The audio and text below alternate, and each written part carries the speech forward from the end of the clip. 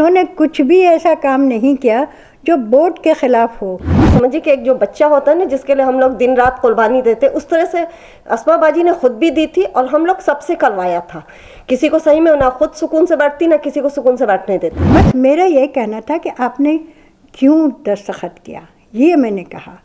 आपको दस्तखत नहीं करना चाहिए था। तो उनके अल्फाज क्या थे, सुलह हुदैबिया जैसे हुआ था वैसे मैंने। वो उन्होंने गाइडलाइन दी थी और जैसा उन्होंने ट्रेन किया था डॉक्टर अस्मा जहरा को, और हम तमाम वुमेंस की जो है आफ्टर कॉन्फ्रेंस उनके साथ मीटिंग रहती थी वली रहमानी साहब के साथ, और वो हमें काम का तरीका समझाते थे। हमको जो गाइडलाइन दी गई थी हम उसी के अंदर में रह कर काम कर रहे थे। आप हजरात जो है, आप लोग औरतों को काम करने नहीं देना चाहते। आप लोग चाहते कि वो पर्दे में रहे। हिजाब का मसला आ रहा था तो हम लोग बाजी से पूछते थे, बाजी हम लोग बैठे हुए क्या कर रहे हैं, हम लोग बैठे रहेंगे।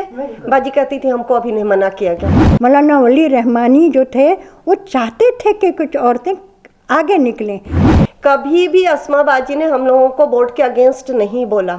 हम लोग बोलना चाहते तो बाजी हम लोग को मना करती थी कि नहीं मत बोलिए, देखिए वो लोग जो बोलेंगे हम लोग को करना है, हम लोग को गाइडलाइन ये करना है।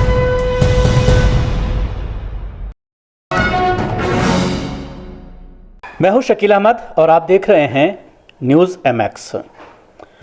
आज हम ओखला पहुंचे हैं। जिस तरह से वुमेन विंग को लेकर all India Muslim personal law board में एक तनाज़ा चल रहा है। अस्मा जहरा ने रिज़ाइन दिया है और उसके बाद जिस तरह से उनका एक ख़त सोशल मीडिया में आया और एक ऑडियो भी काफ़ी वायरल हो रहा है, जिसको लेकर उन्होंने आरोप लगाए हैं all India Muslim personal law board के जनरल सेक्रेटरी और कुछ लोगों पर कि किस तरह से उनको बुलाया गया और उनके साथ जिस तरह से मिसबिहेव किया गया, एक लेटर पर ज़बरदस्ती दस्तखत कराए गए। और उसके बाद अभी कुछ दिनों के लिए ये कहा जा रहा है कि पूरे वुमेन विंग को अभी उस पर रोक लगा दी गई है कुछ दिनों के लिए, जब तक उसके लिए पूरी तरह से गाइडलाइंस वगैरह तैयार नहीं हो जाती। 2015 में वुमेन विंग बना था, उस वक्त जब मौलाना वली रहमानी साहब general secretary all India Muslim personal law board के थे।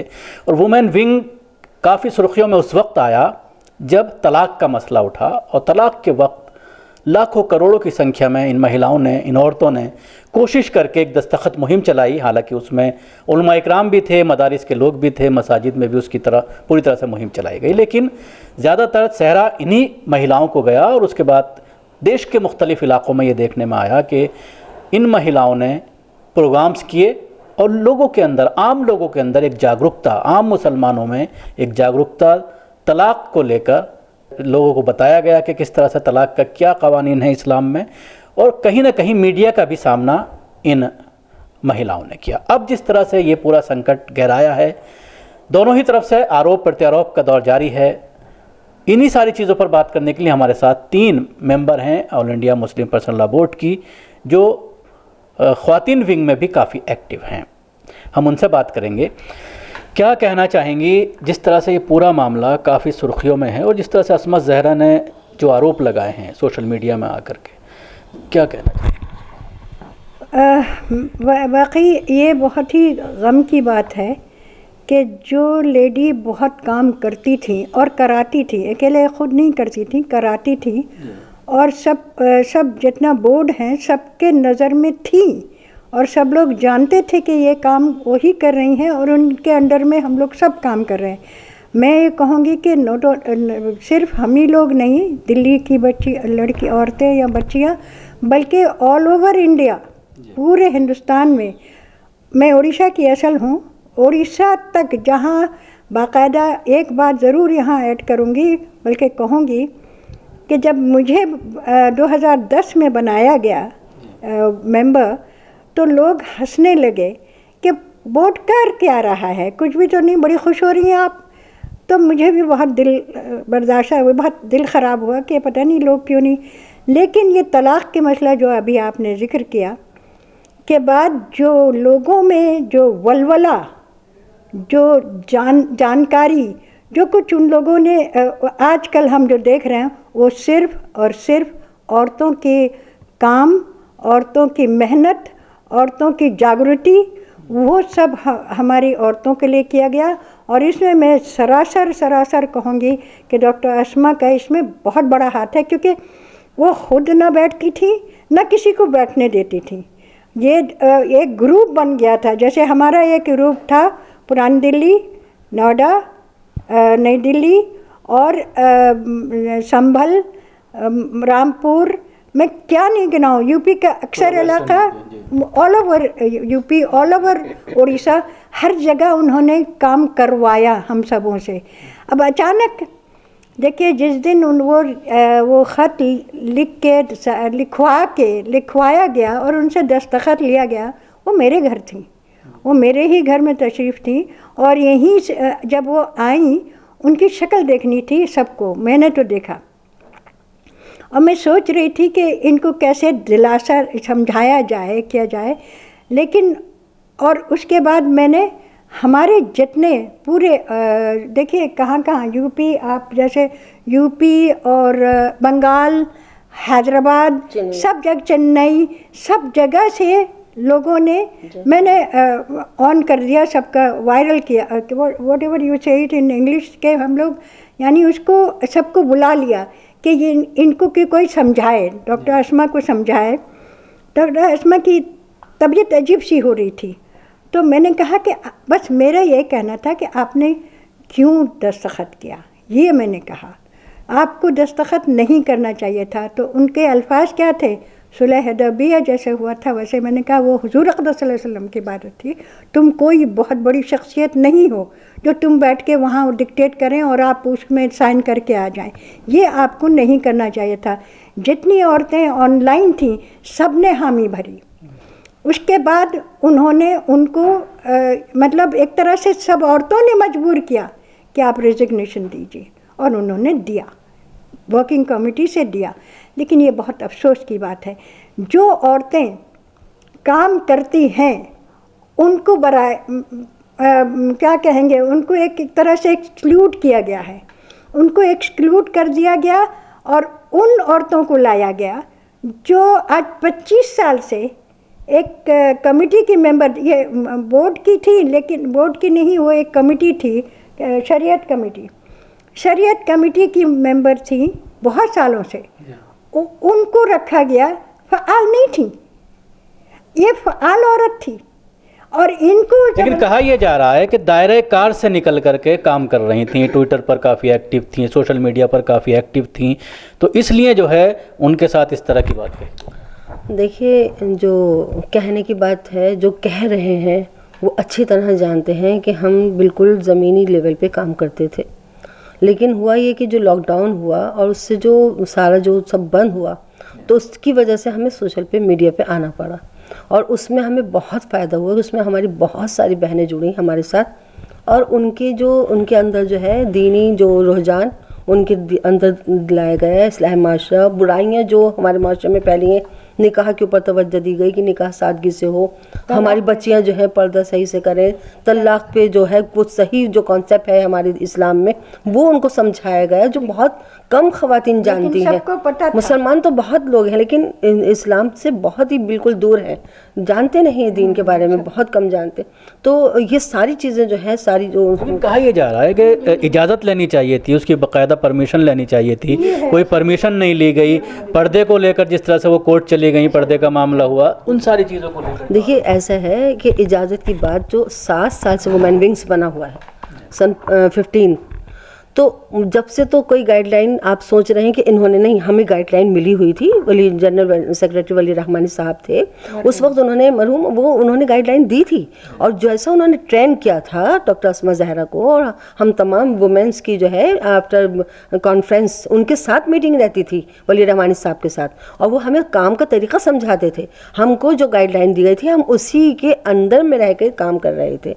लेकिन आज हमें 7 साल बाद पता चलता है कि हम लोग जो है कुछ गलत काम कर रहे हैं। अगर देखिए अगर ये बात सामने लगता था कि हम गलत काम कर रहे हैं तो हमें बुलाते, हमें बताते कि भाई यहाँ पे गलत हो रहा है, डॉक्टर अस्मा साहिबा को बुलाते कि ये चीज़ इस तरह नहीं, इस तरह होगी। या अगर किसी ने इल्ज़ाम लगाया था या किसी ने कहा था कि ये गलत कर रहे हैं तो आप दूसरे को भी तो सफाई का मौका दीजिए ना, उनको बुलाइए, मीटिंग रखिए, उसमें बताइए कि भाई ये चीज़ इस तरह से होनी चाहिए। आपने तो एकदम से एक लेटर आता है कि हम जो है डिसॉल्व कर रहे हैं और तहलील कर रहे हैं। जो कमेटी बनाई गई थी उसमें 2 महिलाओं को रखा था, 3 मर्दों को रखा था, तो ये कह रहे हैं कि सबके सामने ये फैसला लिया? नहीं, बिल्कुल नहीं। 2 महिलाओं में एक थी फातिमा मुजफ्फर साहबा, वो नहीं आई थी, वो नहीं आ पाई थी, वो हज में जा रही थी, जून में ये हुआ था। और इन लोगों ने खुद ही कमेटी में फैसला किया और हम मेंबर्स को कुछ भी नहीं पता था, कुछ भी नहीं पता था। जबकि हर बात बात पे एक आ जाती है कि एक प्रेस रिलीज आती है, हम लोग को किसी को कुछ भी नहीं मालूम था। अचानक बाजी ने हम लोगों को एक दिन मीटिंग में कहा कि अब काम नहीं होगा, जबकि हम लोग बहुत एक्टिवली काम कर रहे थे। और आप खुद देख सकते हैं सोशल इस पे उनका जो ऑनलाइन सारी आती है और बहुत सारी औरतें उससे जुड़ी, कई तरह के बाजी ने जो ये सब कराए, ये जो कहिए कि वर्कशॉप्स था, जैसे वैलेंटाइन डे है वगैरह ये है। इसलिए कि हमारी जो यूथ जो है उसको तो हमको दीन की तरफ लाना है ना। आपको पता है कि जो इत्तेदाद वगैरह का मसला हो रहा है, तो हम जब तक बच्चियों को दीन से नहीं जोड़ेंगे इसका सॉल्यूशन नहीं होगा। तो इन सब में हम लोगों ने मिलकर काम किया था और बहुत मतलब समझिए कि एक जो बच्चा होता है ना जिसके लिए हम लोग दिन रात कुर्बानी देते, उस तरह से अस्मा बाजी ने खुद भी दी थी और हम लोग सबसे करवाया था। किसी को सही में ना खुद सुकून से बैठती ना किसी को सुकून से बैठने देती हैं।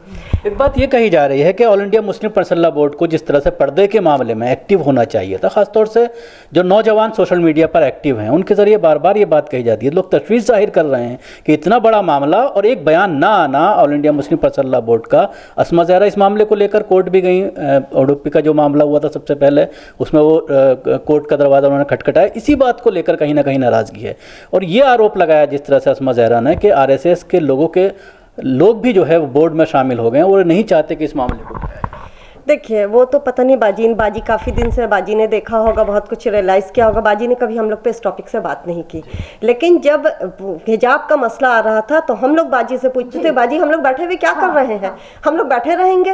बाजी कहती थी हमको अभी नहीं मना किया गया। बल्कि कई बार हम खुद बाजी से बहस किए हैं कि बाजी हिजाब में हम लोग कुछ नहीं बोलेंगे, ये तो उसी तरह से फ़र्ज़ है जैसे नमाज फ़र्ज़ है, रोज़ा फ़र्ज़ है, तो इसमें बोर्ड क्यों नहीं बोल रहा है? बाजी बोली कि हम आपकी बातों पर तक पहुँचा देंगे। कभी भी अस्मा बाजी ने हम लोगों को बोर्ड के अगेंस्ट नहीं बोला।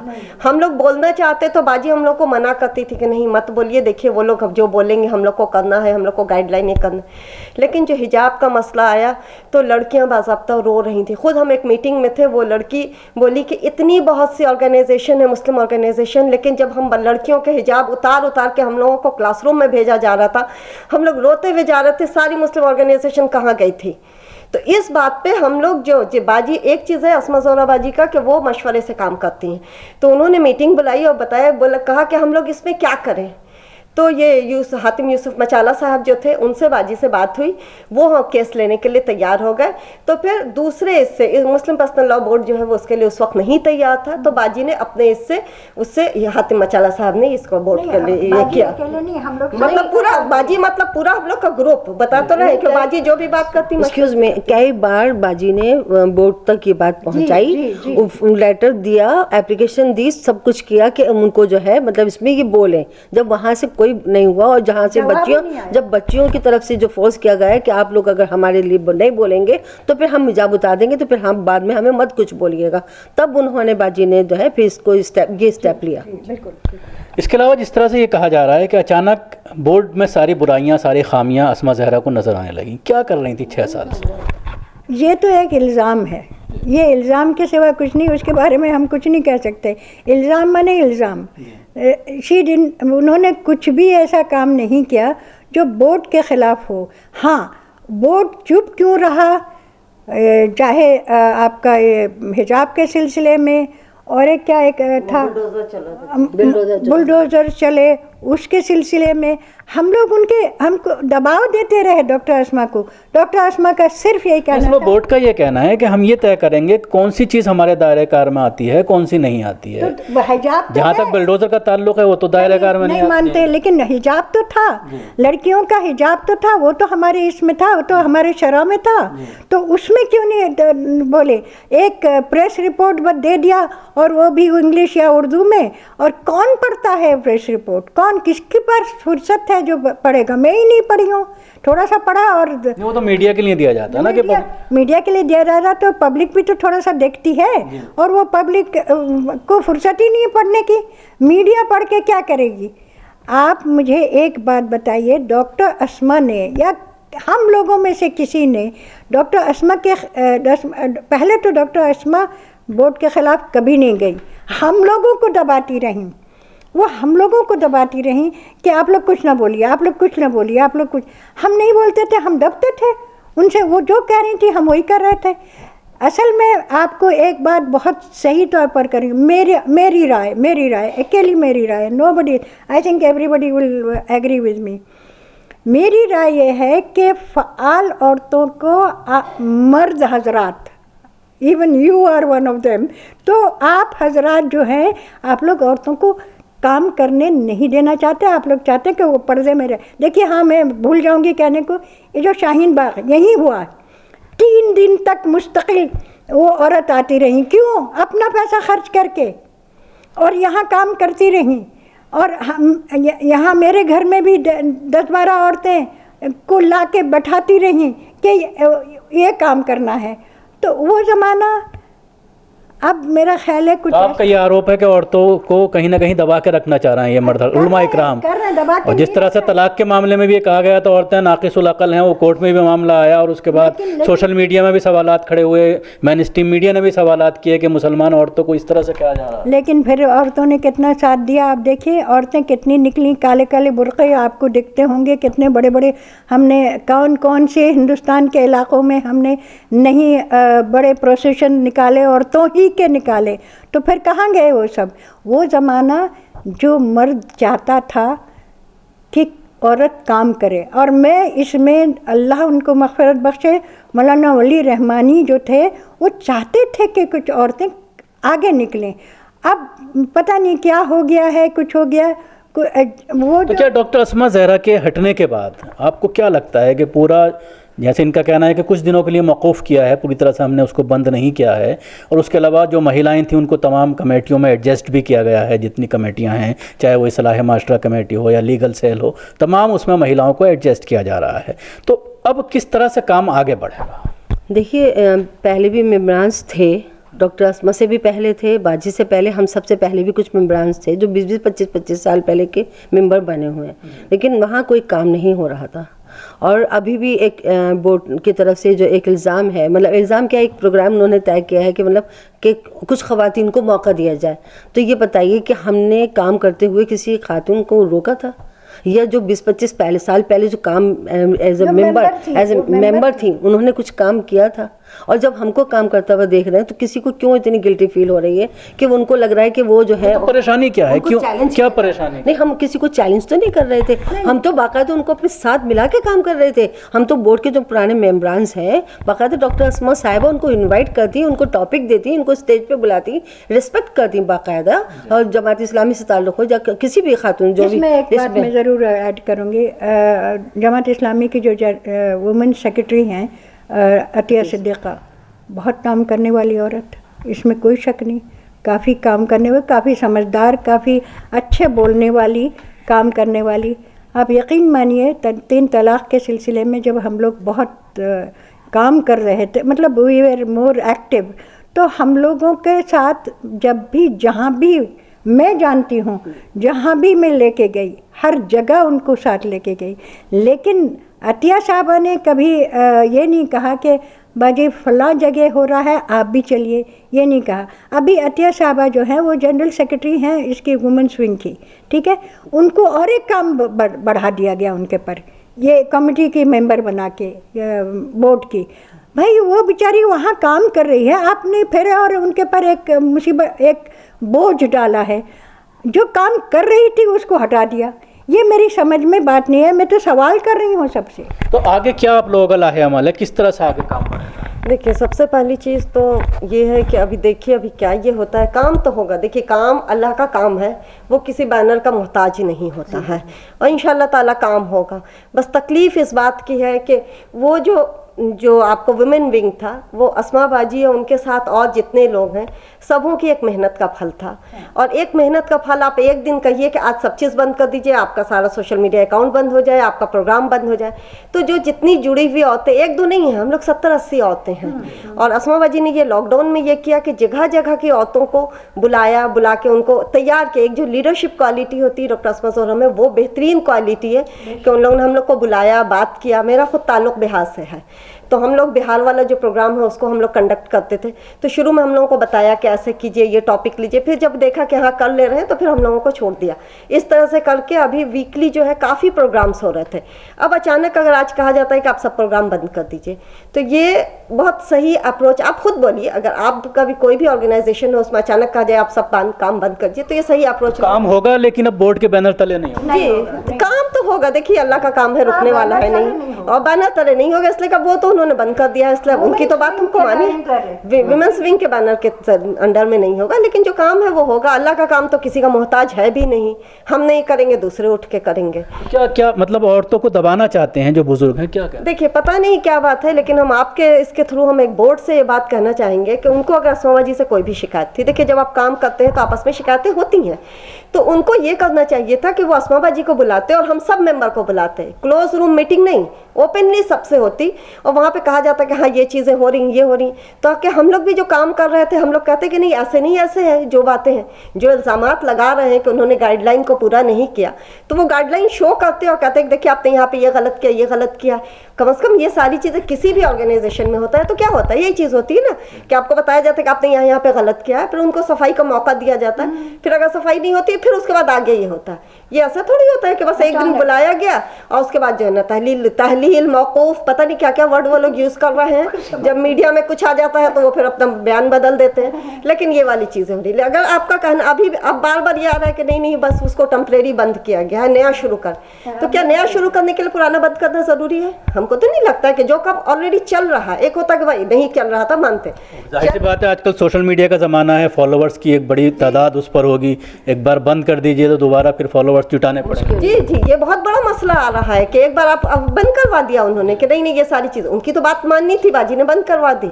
हम लोग बाजी से झंझट करते कि बाजी ऐसा क्या हो गया। जिस वक्त हम लोगों ने सुना हम सब के लिए बहुत शॉकिंग था। और 70-80 औरतें काम कर रही हैं, कुछ बोर्ड की मेंबर थी, कुछ बोर्ड की वर्कर्स थी, लेकिन सबको अचानक आपने ये कर दिया है तो सबों का एक हौसला टूटेगा ना। अगर आप एक साहबा की मैं बात करती हूँ, अभी उनका एक मैसेज आया, वो एहतजाज कर रही हैं, चेन्नई की फातिमा मुजफ्फर, वो एहतजाज कर रही हैं कि मुझे उस कमेटी में रखा गया जहाँ मैं थी नहीं, यानी वो हज में थी, उनको फातिमा मुजफ्फर चेन्नई वाली वो थी ही नहीं यहाँ, उनके नाम आगे आ रहा है, वो एहतजाज कर रहे हैं। उन्होंने बाकायदा प्रेस रिलीज भी देखा और शायद टाइम्स ऑफ इंडिया में भी उन्होंने दिया नहीं, डेक्कन हेरल्ड में दिया। तो सोचिए एक औरत जानती नहीं है, उसको पूछा भी नहीं गया उसका, और जो औरतें फ़आल नहीं हैं उनको रखा जा रहा है, ये क्यों? शुक्रिया। जिस तरह से हमारे साथ ये ख़वातीन बात कर रही थीं जो वुमेन विंग में काम कर रही हैं और all India Muslim personal law board की मेंबर भी हैं, इन लोगों का साफ साफ ये कहना है कि अगर कोई फ़ैसला कमेटी को लेना था, किसी चीज़ पर एतराज़ था, तो तमाम महिलाओं को बुला करके बताया जाना चाहिए था कि आप यहाँ पर गलत काम कर रही हैं, इसको आपको सुधारना होगा, एक मौका दिया जाना चाहिए था। लेकिन अचानक इस तरह का फ़ैसला लेना कहीं ना कहीं जो वुमेन विंग का जो काम है, जो सालों से चला आ रहा है, जिसको आम आदमी देख रहा है और पूरी तरह से नज़र भी आ रहा था कि किस तरह से वुमेन पूरी तरह से फ़आल होकर के काम कर रही हैं, उस पर एक तरफ से ब्रेक लग गया है। लेकिन इन लोगों का ये कहना है कि हमारा इन सब चीज़ों से जज्बा अभी टूटा नहीं है, बल्कि हम अब बोर्ड के बिना भी काम करेंगे। ज़रूरी नहीं है कि कोई बैनर के हम लोग मोहताज हों, जिस तरह से हम इस्लाह माशरा का काम करते रहे हैं, क्योंकि इनके साथ लाखों की तादाद में पूरे देश में महिलाएं जुड़ी हुई हैं। अलग अलग एरियो में इन्होंने अपनी यूनिट्स बना रखे हैं और सोशल मीडिया के माध्यम से जोड़ रखा है और काम ये चलता रहेगा। दिल्ली से कैमरा पर्सन फैजी के साथ न्यूज़ मैक्स के लिए शकील अहमद।